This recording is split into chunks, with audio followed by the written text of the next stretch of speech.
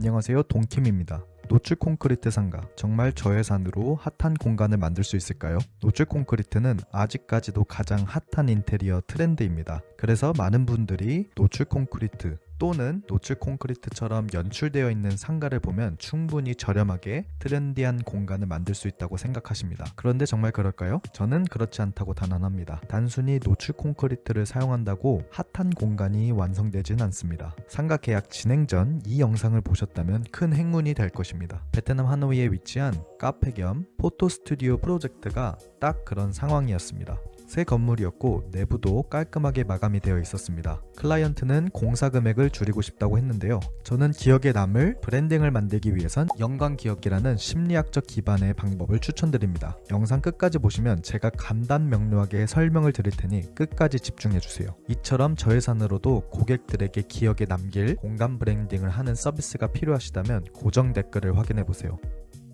그래서 처음에는 노출 콘크리트를 최대한 활용해 예산 6천만원 안에서 작업을 진행했습니다. 해당 프로젝트의 첫 번째 결과물은 어땠을까요? 처참했습니다. 처음에는 인테리어 디자인만으로 전개를 시작했습니다. 80평의 4층 건물을 6천의 예산이라는 것 치곤 디자인 자체는 나쁘진 않았지만 공간이 가진 맥락과 브랜드 스토리를 연결하지 못한 결과물이었죠. 단순히 겉모습만 트렌디하게 꾸몄을 뿐 공간의 정체성이 전혀 느껴지지 않았습니다. 결국 우리는 처음부터 다시 시작을 해야 했습니다.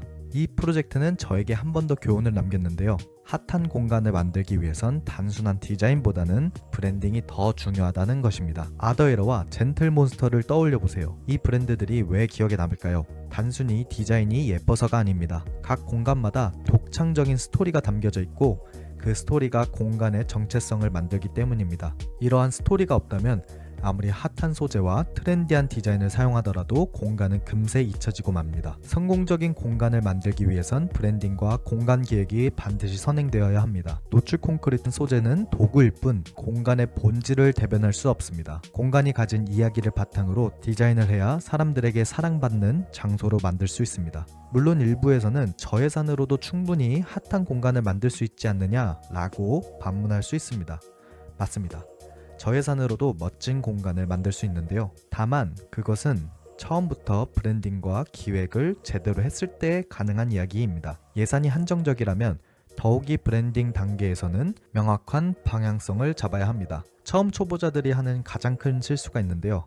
그것은 바로 브랜딩을 배제하고 디자인에만 초점을 맞추는 것입니다. 예를 들면 공간이 가지는 목적과 정체성을 정의하지 않고 단순히 외형적인 요소에만 초점을 맞춥니다. 결과적으로 공간이 예쁘긴 하지만 방문자들에게 기억에 남지 않는 무미건조한 장소가 됩니다. 그리고 저예산으로도 충분히 아이템만 잘 사용하면 핫한 공간을 만들 수 있다는 오판도 있습니다. 노출 콘크리트는 겉보기에는 비용을 줄일 수 있는 선택지처럼 보입니다. 하지만 제대로 된 기획 없이 작업하면 결국 추가 비용과 시간을 낭비하며 처음부터 다시 작업해야 하는 경우가 생깁니다. 그리고 스토리텔링의 부재도 있습니다. 브랜드의 스토리가 없는 공간은 일회성 관심에 그칩니다. 브랜딩은 고객이 공간을 기억하고 다시 방문하도록 만드는 핵심 요소입니다. 이를 간과하면 디자인적으로는 화려하지만 의미 없는 공간이 만들어집니다. 가장 개인적인 것이 가장 창의적이다라는 스코세이지의 말처럼 대표님들의 서사가 담긴 공간을 기획해보세요. 그리고 다 된 밥에 재 뿌리는 많은 인테리어 공간들이 있습니다.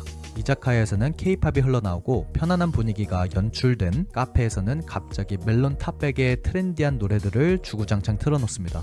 사장님 제발 공간에 맞는 사운드 트랙을 연구해보세요. 요즘은 유튜브에서 많이 볼 수 있고 힙하고 트렌디하거나 공간 결에 맞는 노래 모음들이 많습니다. 이것들로 자신이 생각하는 공간의 음악의 결을 찾아보세요. 그리고 천천히 공간에 맞는 결을 찾아 자신만의 사운드 트랙을 개발해보세요. 사장님이나 알바생들이 듣고 싶어 하는 음악 말고요. 이처럼 여러분들은 기억에 남길 수 있는 공간을 원하시나요? 아니면 트렌디하게 만들기만 해서 일회성인 공간을 원하신가요? 다들 전제를 원하시죠? 그럴수록 우리는 공간학적인 것에 중점을 두는 훈련이 필요합니다. 더 정확하게 말하면 연관기억을 기반으로 공간 연출을 만들어내면 효과가 큽니다. 연관기억이란 감각이 기억을 불러일으키는 것인데요. 쉽게 예시를 들자면 전 애인의 향수 냄새를 맡으면 그 사람이 기억나면서 자연스럽게 그 사람과 함께했던 과거가 회상되는 현상을 말합니다. 아더에러를 아시는 분은 로고만 보아도 성수점의 우주공간 연출이 기억나지 않나요? 저는 그러던데. 편집샵, 서점 등이 아닌 카페나 식당에서는 그 집 고유의 음식 냄새가 나는 것이 더 효과적이기 때문에 오늘은 후각은 빼고 우리가 사용할 수 있는 시각과 청각에 집중하며 설명드려 보겠습니다.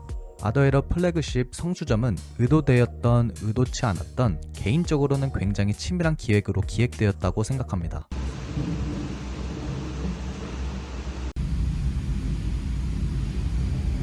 이런 연출들이 시각과 사운드로 연출을 만들어낸 공감각적 공간입니다. 이런 것들이 사람들의 뇌리에 깊게 박히는 효과를 냈기 때문에 우리는 아더에러 하면 트렌디하다 또는 아더에러 이꼴 우주라고 생각하는 것입니다. 저는 그래서 이번 공간 브랜딩에서도 이런 류의 음악들이 나오면 자연스럽게 그 브랜드를 기억할 수 있게끔 기획을 했습니다. 그렇게 브랜드의 결을 만들어내는 작업 이외에도 스토리와 음악을 선정하는 것을 중점적으로 두었습니다. 지금 이곳은 서서히 입소문이 타기 시작했습니다. 저는 그렇게 대표님께 극찬을 받았는데 결론으로는 초보자들이 가장 먼저 해야 할 일은 단순히 디자인 아이디어를 내는 것이 아닙니다. 브랜딩부터 시작하세요. 공간이 어떤 이야기를 전달해야 하고 누구에게 다가가야 하는지 명확하게 정의한 뒤 디자인을 계획해야 합니다. 이 과정을 통해 공간은 단순히 트렌디한 장소를 넘어 방문자들에게 기억에 남는 특별한 경험을 제공할 수 있습니다. 핵심은 디자인이 아니라 스토리입니다. 까먹지 마세요. 물론 이를 공부하고 계속 고민하고 계신다면 충분히 연출할 수 있지만 사실 초보자분들이 이런 결들을 만들어내기란 어렵습니다. 저는 그래서 이렇게 조언하고 싶습니다. 프랜차이즈를 가지고 와서 디자인하는 분이 아니라 본인이 직접 만들 브랜드를 하실 거라면 서비스와 메뉴에 집중하시고 브랜딩과 디자인은 전문가에게 맡겨야 한다고요. 시간과 비용을 허비하고 싶지 않으시다면 처음부터 브랜딩과 기획에 집중하세요. 저예산이든 하이엔드든 이것들을 처음부터 A부터 Z까지 만들어드리는 공간 브랜드 서비스를 제작했습니다. 필요하신 분들은 고정 댓글을 확인해보세요. 공간은 단순한 외형만으로 완성되지 않습니다. 이야기가 담겨야 사람들의 마음을 움직일 수 있습니다. 처음부터 제대로 된 기획과 브랜딩을 통해 여러분의 공간이 오래 기억되는 장소가 되길 바라겠습니다. 그럼 이제는 조금 더 간결하게 리뉴얼된 아더에러 플래그십 성수점에 대한 분석으로 찾아뵙겠습니다. 구독해주시고 기다려주세요. 그럼 이만. 차오.